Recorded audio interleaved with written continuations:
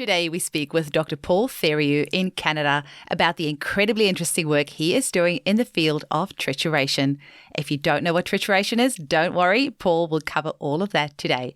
And he'll also explain why it's important that, as a profession, us homeopaths do more work in triturating past the traditional C3 and C4 to elicit an even deeper and more complex symptom picture to then help our patients on an even more profound level. He is also the author of several books, including Resurrection of the Vital Force, Blockages to Healing in Homeopathy. Be sure to check out his website at drpaultheriault.com. That's Dr. PaulTheriault.com. Enjoy the episode. Welcome to the Homeopathy Hangout, where we discuss all things homeopathy from around the world. And now my mum and your host, Eugenie Kruger. Hello, homies, and a very warm welcome to Homeopathy Hangouts. Today, we speak with Dr. Paul Theriault from Calgary. Welcome, Paul. Hi, thank you for having me. I was tempted to accidentally slip in there from Edmonton, but you were saying that there's a bit of a rivalry there. I didn't know about that. Yes, there is. So I'm from Calgary. I love Edmonton, but I am not from Edmonton now. So tell us, Paul, how were you first introduced to homeopathy? I was first introduced to homeopathy when I sought naturopathic treatment when I was doing my undergrad.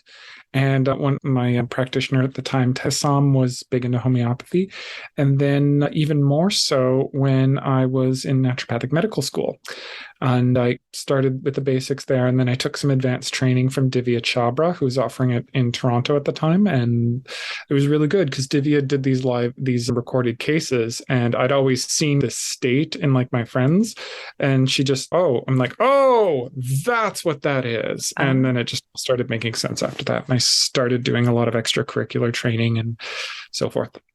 That's amazing. So can you actually train to be a naturopathic doctor in Canada, or do you need to do that in America? Oh, no, we got formerly two, now one school that has two campuses. Oh, amazing. So yes, we are able to train ourselves up to the doctoral level here, and we have the same training as at American level of naturopathic medicine and so forth. We share an accreditation agency and the standards. So it's like the North American model, but people only call it the American model because the Americans are just so dominant in everything. But Canadians use it too. That's great. Quebec has its own word system. We don't have any of that in Australia. So hopefully one day, I think that would be amazing to actually be able to see that over here. I have been so encouraging for the Australian Naturopathic Doctor or the NDs in Australia to start adopting the CNME standards and the licensing exams. And every time I do this, I get accused of all these horrible things. But I'm like, it has worked reasonably well in North America for us. And the concern that people have is that it's going to dilute the vitalism in Australia, and that's happening anyway. And just a little side note, as I was looking, because we're in a mutual professional homeopaths Facebook group, and I was just looking through some of your old posts, and you had one there on Divya Chabra's butterfly remedy. Did you end up finding some good materia medica on that? Because I'm looking for some as well. No, still not, because I have her butterfly remedy. I'm fascinated by them. Okay. I did not. I have a book on insects, and all of the butterflies are in it, but I couldn't find anything firm about Divya Chabra's or which butterfly, in fact, it was. Yeah. And if there's a thing I have with homeopaths, we tend to be very imprecise about our remedy sources, and I've done this in the past too. I'm going to take something there, but like people will prove the color purple instead of light, a nanometer, whatever. We're very imprecise with a lot of things, and I'm just like, okay, we can't do this anymore. And butterfly was one of them, and I adore Divya. Greatly respect her. At the same time, girl. We want to be able to know where that information is. I'm slightly obsessed with butterflies, so I will very quickly move on from that. Otherwise, this could turn into a butterfly podcast.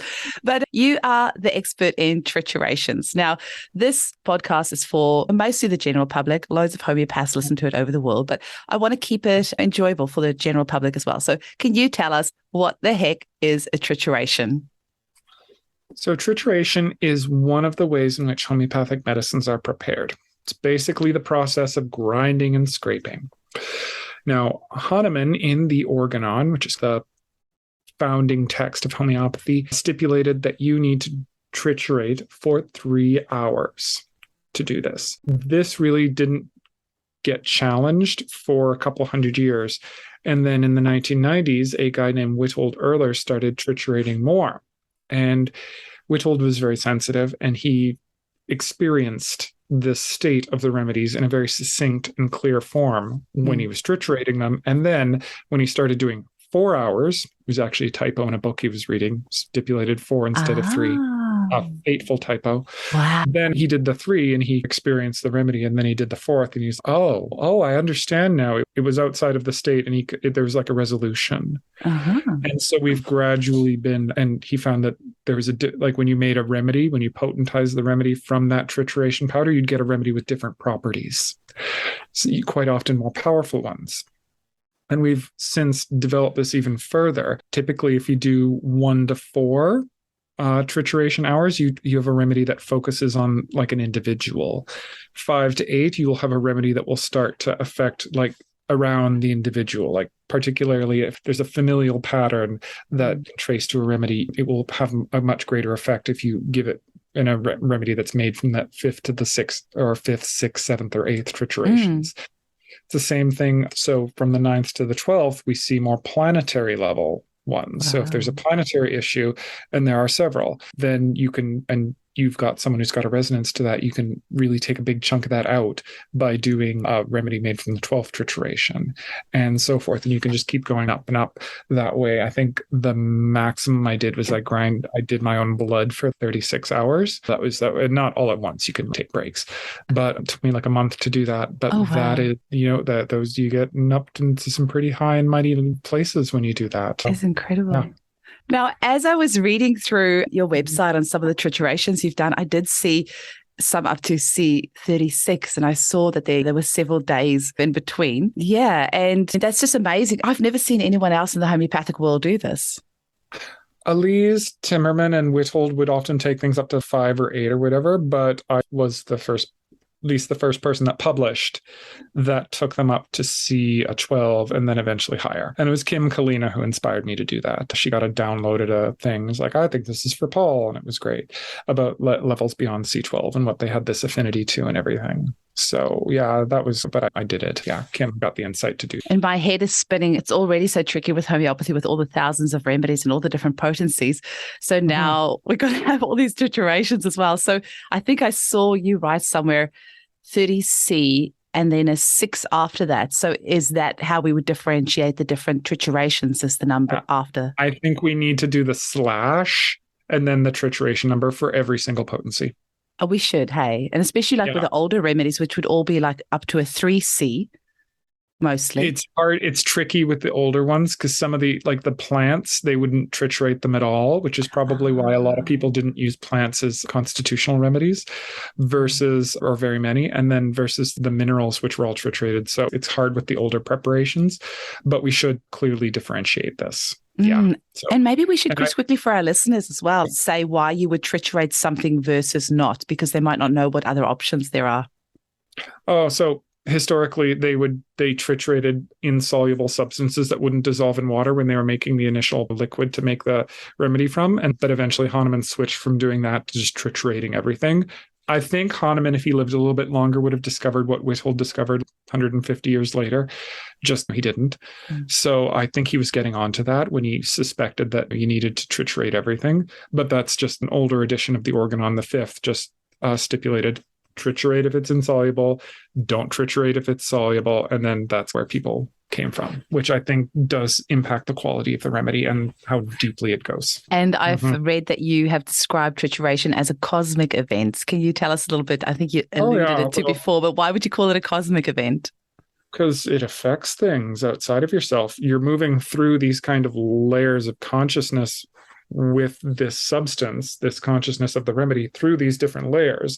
It is those traditional religious ecstasies or those journeys up to heaven, which many religious traditions have in various forms, whether you're climbing up the world tree or Yggdrasil or something, or you're going up Ezekiel's ladder or whatever. Most religious traditions will have a version of this, or you're going up and joining the Loa in a spirit journey or something like that. You're journeying up with the substance and learning from it, and both you and the substance and kind of reality around you are transformed by that journey. That's absolutely beautiful. And what sort of remedies have you done? And do you usually do it by yourself? Do you do it in a group? Yeah, I often do it in a group, but I often will do it by myself. I have done a lot of animals. Mm. I'm doing a lot of no-sods right now. I'm doing a lot of I'm working on my birds book right now, so I'm doing a lot of birds. That Khalil Akir just sent me a bunch of feathers and everything. I'm like, oh, feathers, I thought I was done, but I'm not. So I'm adding a bunch of birds to the Materia Medica right now. And yeah, it's everything, sometimes spirit remedies. A lot of me and Michal do a lot of plants together for her upcoming book on, she calls them the primitive plants, but the non-flowering plants, so like mosses and ferns and gymnosperms and things like that. Oh, And yeah, amazing. so I do a lot of everything. Haven't done as many minerals as other ones, but maybe one day I'll get to that. Our neighbour is a parrot breeder, so I might have to send you some feathers from the Australian parrots because it doesn't sound like Well, you're busy enough. it's funny too. I've been like knocking down the doors of Australian and New Zealand homeopaths. I'm like, you guys have so much weird animals and plants and stuff down there. And the New Yeah. Zealanders with their weird birds, and almost none of them have been proven or potentized. I'm like, get on it. Chop, chop. Like, guys aren't keeping up here.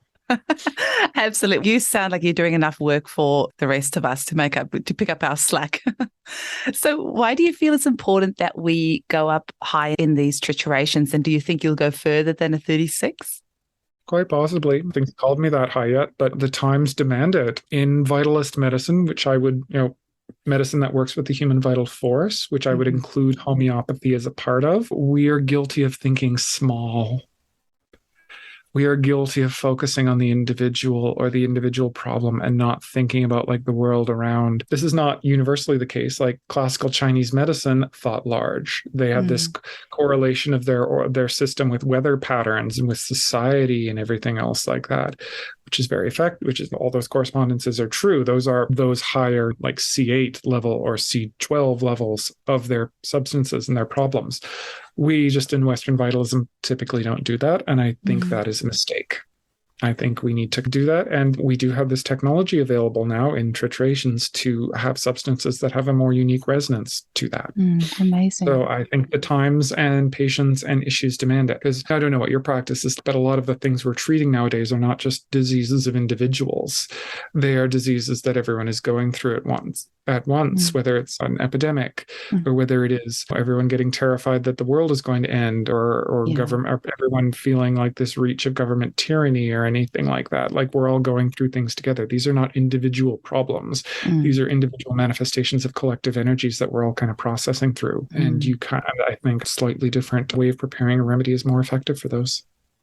Absolutely. That's just fascinating. I'm really excited about the possibilities because, I completely agree with what you're saying. Now, I know some people can get really affected by the triturations, and obviously that's the point because can you maybe talk to us about the experience of going through a trituration for yourself? What sort of things do you experience? And I know sometimes it can affect people quite profoundly. And how often do those symptoms usually last? Do you ever have any issues getting rid of a symptom that you've had from a remedy? And what is the kind of spiritual process for you of going through a trituration? So I've done so many hundreds that basically I could just leave it in the bowl. And I'll just tell the remedy like, all right, I'm done. You're in the bowl. You're staying there and everything. And then I'm me afterwards. I've been doing this so long that I can do that. The first ones, it was harder to do that. I ended up being in a state with the first couple of remedies, but then you just get over it. Yeah, no, I don't typically take, some people, particularly if they don't do this a lot, will have those profound things. And I certainly did the first couple of remedies I did, but yeah, no, it's not something that affects me that profoundly anymore. What I experience is just me in a different state.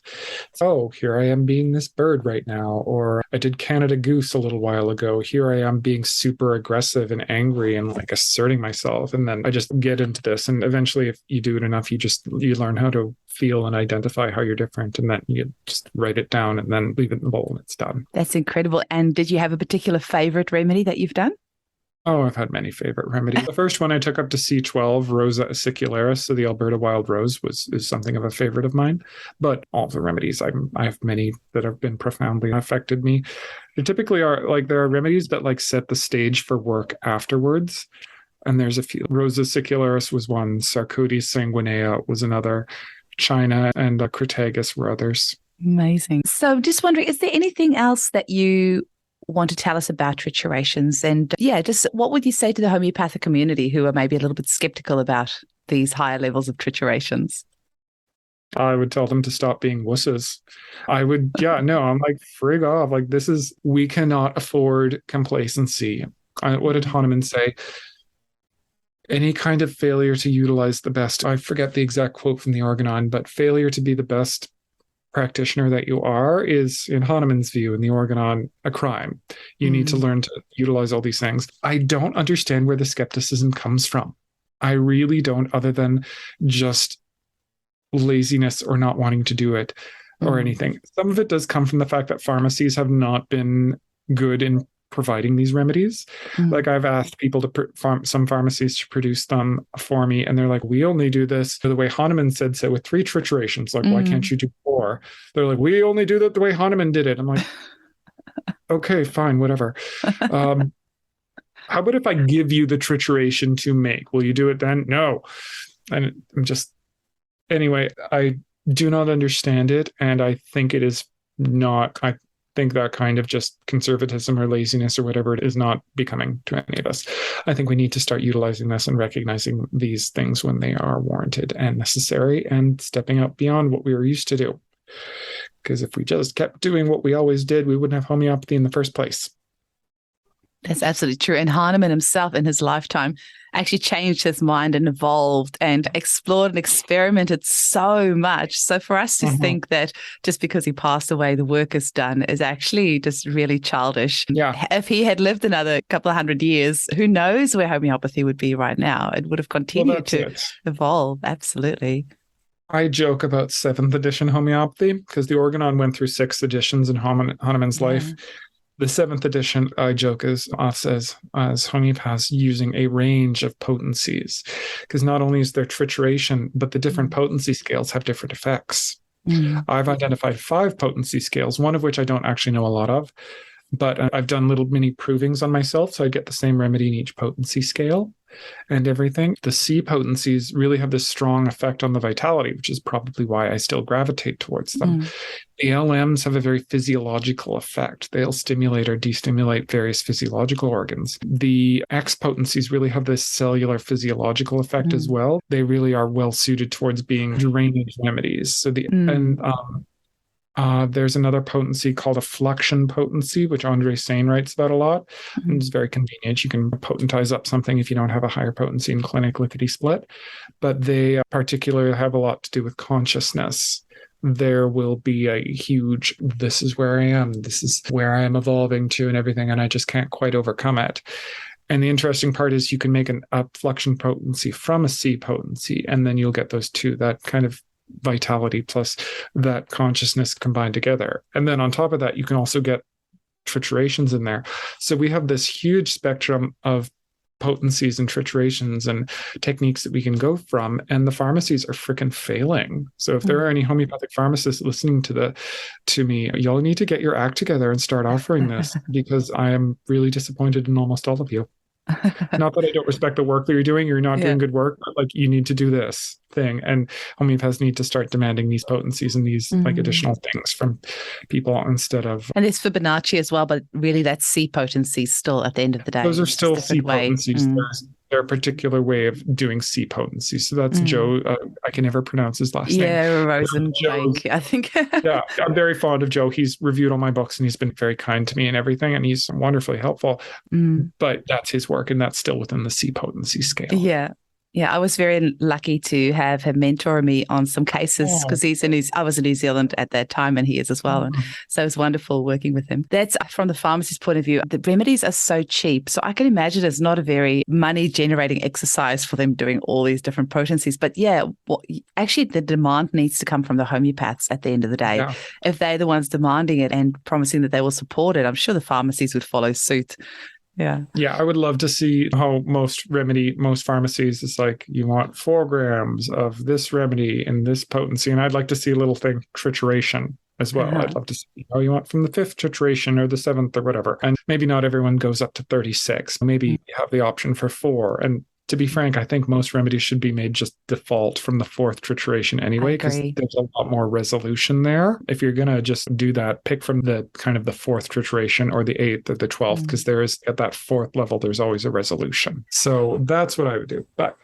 And I don't mean to be hard on the pharmacies. They have a hard job and they do a lot of work, but they just need to step it up in this area. Yeah. And I feel also the energy of where our planet is at the moment, we probably need from that C4 onwards, just that next level. I just really feel that, especially after COVID, everyone just needs that new little boost. Like so many people have opened their minds and so many people are seeing new possibilities for themselves. I actually think there's so much good that's come out of COVID. It actually gets me quite excited.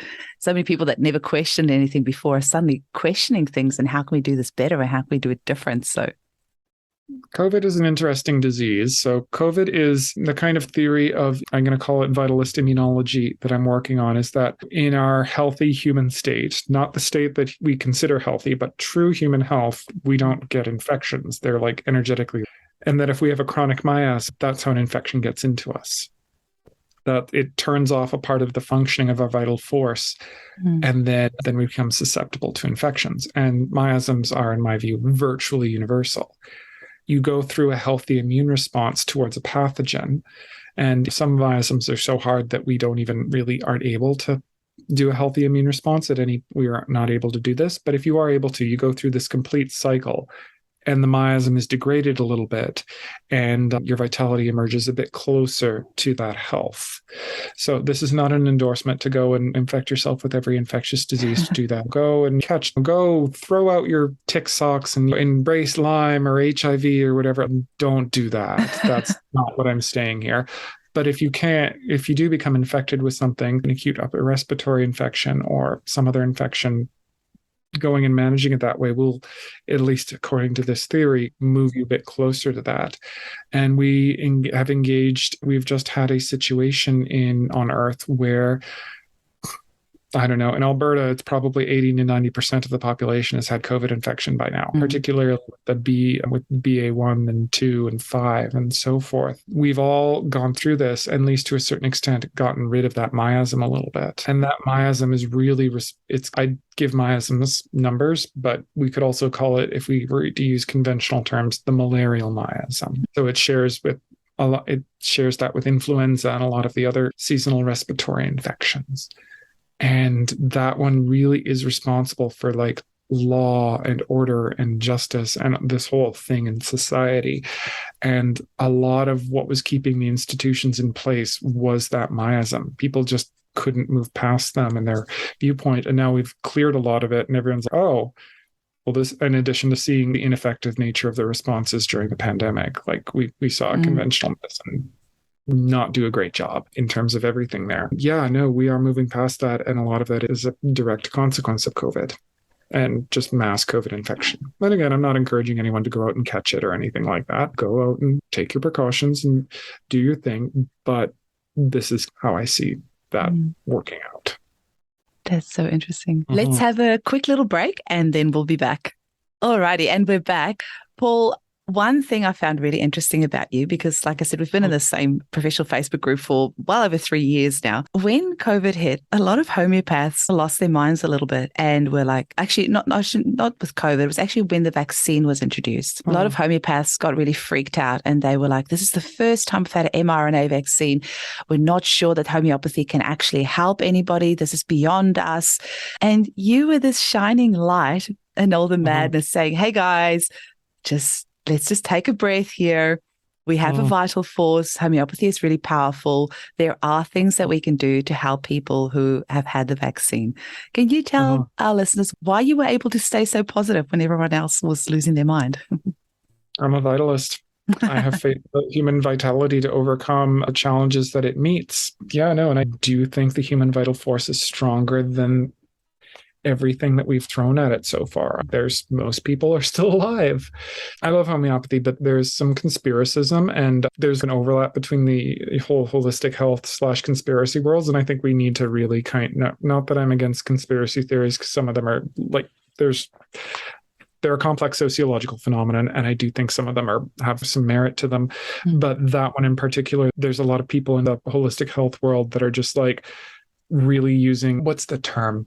Fear porn to really draw up their viewership and get clicks and likes and everything. And they were doing it around the vaccine. I do feel that the vaccine can be very harmful for some people. Myself was one of them. I've developed a heart condition afterwards that I haven't quite been able to cure, but I've been able to significantly ameliorate by that because of homeopathy and everything. And I am confident that I'm going to fix it. But it's really quite funny because I've had about 5 or 6 people who've had that same thing, and I've been able to completely remove their symptoms and help them. It's just I can't do it for myself completely. Oh, it's always the way though, isn't it? There's so many things that I have that I'm able to heal in everyone else, but then I'm still sitting with it. So I've done a fair number of people who've had adverse reactions that stuck around, and I've been able to fix them. And I do think that the vital force just inherently is able to overcome challenges that it faces this way. So that is my viewpoint there. I don't buy into that conspiracism of this. Yeah, I actually, in terms of my clinical experience, I actually find the viral vector vaccines to be worse. I found people had the most negative reactions to AstraZeneca and Johnson. mRNA vaccines were somewhere in the middle, but not a huge difference. And then the other ones I haven't had much experience with. So I don't think it was about the mRNA vaccine. I've also found it that people who've had long COVID actually have very similar side effects to the vaccine. And they have similar, it affects them to a similarly deep level. So I don't think it's actually the vaccine technology that's the issue. I think it is just the nature of the pathogen. COVID goes deep. There's some pathogens that just go super deep, super fast. The Lyme complex, like Borrelia burgdorferi and Anaplasma and Babesia and Bartonella and all that, they go deep into the body super fast. Syphilis does, HIV does, and COVID does as well. So I think the vaccines just reflect that more mildly for many individuals. So that's a really interesting concept, because I have found it very interesting that, and I don't know, sorry, this is just off the bat. I didn't prepare you for this one, but what about transmission symptoms? Have you seen much effect of people who have been in touch with those who have had the vaccine? Yes, I have seen that. I do not buy the idea of shedding. I think that's another one of those conspiracy issues. But there are some people, and they typically are very sensitive, and they are in, like, if you have gone into the work of Jan Scholten or Michaela here, they're in layer 1 or layer 2. So magnolids, hemimelids, in terms of Yakir's work, or the hydrogen series or the carbon series. These are people that are typically wide open to energetic impressions, and they can't filter them out. Yeah. You treat that, they quite often will get a lot better. So it is my opinion that these shedding symptoms are, particularly in the context of the mRNA vaccines, which they mostly were, just people, there's some kind of weird energetic thing that happens when people get it, and some people are very sensitive to it, and it's been turned into this whole shedding thing. Shedding does happen, but it typically happens with live viral vaccines, not the mRNA ones and not the protein vector vaccines. So it is a real phenomenon. I don't think it was a big deal with COVID. I think it's been something else. Yeah, no, I have found that to be a real phenomenon in not that many people, but there's some where it's just very clear, and then you treat it and you treat the person constitutionally, and then they're fine. Are there any particular remedies that you have found helpful for people who have had the vaccine, and have you used specific triturations for them? There's a lot of, so when people do have them, typically I do a lot of things. So I couldn't say that there's one particular remedy. I do typically use higher trituration remedies right now. So I remember most of the time when they're available or when I've made them, I will use a higher one. Yes, but I couldn't mention any specific remedies. Okay. Now, you've written several books. I think, did you say you're busy on your 9th book at the moment, or just finished your... Oh, holy moly. Firstly, where do you find the time? I just do it while I'm watching Netflix at night. So I'll go home at night and I'll just be like watching Netflix or Disney Plus or whatever. And just like, Oh, yeah, shoot that guy. Yeah, you kill that guy. Everything, like, don't watch violent shows or anything. I'll watch Star Trek or like Andor or whatever's going on and write that down. Yeah, no, I think I've got a copy of my last book here, which was last year. This is The Mammals. Oh, beautiful. Whoa, that's a thick one. Extra thick. It's 600 pages. So yeah, no, and I'm working on birds right now. I've vaguely started a book on fungi, but I don't think that'll see the light of day for a while. And then I've got some no-sodes work that I'm doing with Kate Birch and her group that I'm hoping to get that Vitalist immunology theory going out there as soon as I've finished the trituration work to figure it out. So I've got a lot of books, and I think I'm the person who's systematized the animal remedies very well. Several people have tried. I'm going to say quite arrogantly, I think mine is best. You're allowed to say that. Thank you. Not that other people haven't done good work. I think mine is better because quite simply, I triturated and I proved at least one member of every group that I wrote about. And sometimes like in the mammals, there's 11, and in the birds, there's going to be 20 new remedies. So I'm like, that's quite a lot of time spent in those kingdoms and everything. And I find myself coming to different conclusions than many other people, but that kind of just gives me, like, I'm not going with the pack there. Jan Scholten, for instance, thinks that the birds are silver series, and I don't actually. I think they're after gold. I put lanthanides after gold because just development-wise, it seems to work out a little bit better that way. And I put them in that same kind of after gold series thing. Mammals, I would identify with the gold series and with the asterids in Michal Yakir's work. But birds are all about like fulfillment and personal fulfillment and finding your purpose and your destiny and getting whatever is in the way out of it so you can do that. And there's this connection to this very high, very eternal, very perfect energy that they're trying to embody. And that's really nice. And yeah, I'm really working. I'm just finished the waterfowl, and I'm going to start. I got to finish up a couple of presentations, but when I got that, and then I'm going to start the land fowl. So like chickens and things like that. Oh, that's going to be interesting.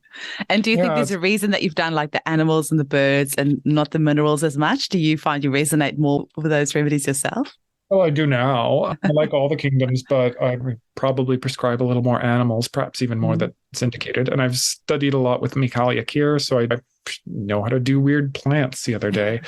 I had one lady who got a little bit better on rust talks the other day, and I actually had a talk with her, and she was really interesting, and ended up being that she was really mad that everyone was being disobedient to God. Like, this is just her thing. This is pissing her off so much. And then I gave her a remedy. I gave her Olabanum sacrum, which I believe it's frankincense, I think. Frankincense, yes, thank you. I forget the common name. And worked like a charm, and she's doing great. So I know how to prescribe like weird plant remedies just because I've studied with Michal so much, but I probably do prescribe them plants and animals mostly, and then minerals less, although I still do.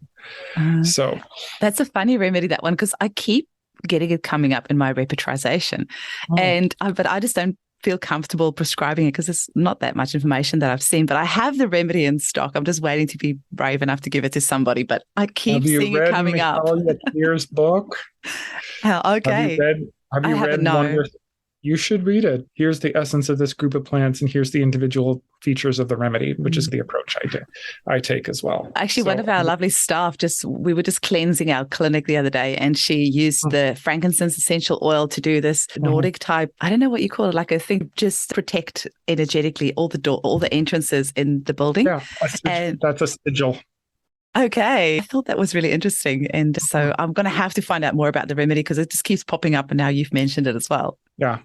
So one of your books, Resurrection of the Vital Force, Blockages to Healing in Homeopathy. You still remember that one? I tend to, I'm like Edna from The Incredibles a lot. It's like, I tend not to focus on the past. It distracts from the now. And so I totally did that. Like, I'll read my book again. I'm like, wow, this is brilliant. Who wrote this? Oh, it was me. Oh, it must be downloads. Hey, like those psychic downloads. So then you actually have memory loss afterwards of having done it. But what do you think are some of the blockages? For that book. What's that? Particularly for Resurrection. That was a very heady book. And what do you think what would you say are some of the blockages and how it can affect our healing and our vital force? There are so many. So I did that book, and I'm also studying human chemistry with Ton Jansen. Oh, that's so there, fascinating. I actually use both of those methods at once. Mine is typically broader strokes. Mine will identify a class of blockages, and then sometimes you treat it with the remedies that I use, and that'll work, and they'll vanish. Hooray! Other times you need to use a more specific, like human chemistry, like an isode or something like that. Both of those remedies, I really think that those two methods can really reinforce each other, and they really strengthen each other. So the blockages, I do not think I got all of the blockages in my book, but I got a lot of them. There is poorly resolved infections, chronic infections, this whole immunological thing that I'm ashamed to say I didn't quite get it when I wrote the book. So it's not clear in the book, but it's come clear to me since. Poor foods, like eating your food intolerance, electromagnetics, lack of earthing, chronic injuries. These things can and chemicals And chemical toxicity, particularly when it imprints the vitality, these can all really strongly impact people's response to a remedy. I used to think a lot of the time when I gave a remedy and it didn't do anything, I just sucked. I don't think that's the case anymore. I think a lot of the time the remedy is good, and either there's a blockage or alternately there's something else. Sometimes it is not a remedy problem. Sometimes it's a biomechanical one, or sometimes it's a nutrition one, or I gave a person a really great remedy the other day and they didn't get any better. And then I started doing their biochemical profile and they were really deficient in a couple of nutrients, gave them those, and they're like, wow, there, better, done, and everything. So sometimes it's not a remedy problem. I completely agree. And it can be so hard sometimes finding out exactly what is that blockage, hey, because people wouldn't think to tell you that they live next to an area that's sprayed with glyphosate every week, or that you would go into the foods, but you really sometimes have to dig to get what we call the maintaining cause, or what that blockage is. Or somebody might have had several operations, but because it might have been many years ago, so they don't think to mention that to you. And even if you ask, they don't always think to mention that to you because it's not something that affects them in their daily life. That's why those follow-ups, I mean, I keep harping on about those follow-ups are so important to give us an opportunity to keep digging. Okay, what else is there? What else have you been exposed to? What other traumas are there? And what other things have happened to you that could be causing what's holding you back, and why this good remedy isn't doing what it needs to do? Yeah. Part of my book, it does involve some physical exam to identify the types of blockages, and I'm continuing to develop that. Although it's very funny, I talk about this with NDs and they're like fine with it. I talk about it with homeopaths and I suggest, okay, you need to touch the patient this way and do these reflexes. And they just get, homeopaths generally have this freakity deakity thing about touching a patient. And some places they're just not allowed to, and fine. But in other places, I just don't quite get it. Same thing with psychologists, actually, too. I've talked to psychologists and I'm like, okay, go take the pulse and take this reflex. And it just does not compute in their brains. Versus me, almost every patient, I'm going up and doing their Chapman reflexes and physically examining them and doing kind of the osteopathic techniques I know to figure out what's going on. And then it's okay, what's the problem? Yeah, no, there's a physical exam component that I'm developing and I'm hoping to refine further. I just have other projects right now and I haven't quite pursued them. I'm super excited about that because, it's that in itself is healing on so many levels. But you know what? The doctors in Australia are not even touching their patients anymore. Now I never go to the What are they doing, doctor. They're just observing them from a distance. And even the pediatricians, like it is, if you're going to a specialist pediatrician appointment, they won't even touch the child. They just look from a distance and go, oh, yep, the child has issues with their adenoids and their tonsils. Let's get it out. Or you'll go to the doctor. They just don't touch people over here anymore. They just don't go and do that physical diagnostic. You're just sitting in a chair over the other side of the room. And it's weird. It's very weird. And if most people are doing telehealth. I wish all the people listening to this could see the face I'm making right now. I'm like, fuck that shit, man. That is bad. I do telehealth 1 month. You need to get to patients on the run or anything else like that. I still do prefer seeing people physically in my practice because you can examine them and you could touch them and I can do I'm not quite at the level of a really good osteopathic doctor, but I've got the thinking fingers and you can put your hands in someone like, okay, this is a problem. That is a problem. The old DOs in the States could put their hands on someone and feel what their blood sugar was, like down to whatever, after decades of practice. I can't do that, but I can put my hands down and like, all right, this liver is out, this everything else is out, and I can do my reflexes and get an idea of what's going on. Okay. So I do continue to do that. And I am not that embracing of telemedicine. I use it. It's important, but not quite to the level that apparently pediatricians in Australia are using it. And a lot of other practitioners are doing. I only do telemed now. I'm like, why? Very interesting. So, Paul, what's the last message that you want to leave our listeners with, and regarding trituration or the work that you do, and just quickly tell them where they can get hold of you?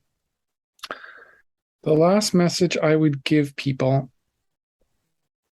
I would suggest that the world is a much vaster place than our narratives allow it to be. We've each got our own worldview and our own ideas on our own things. And if you're in a healthy state, these will often guide you in your exploration of the world.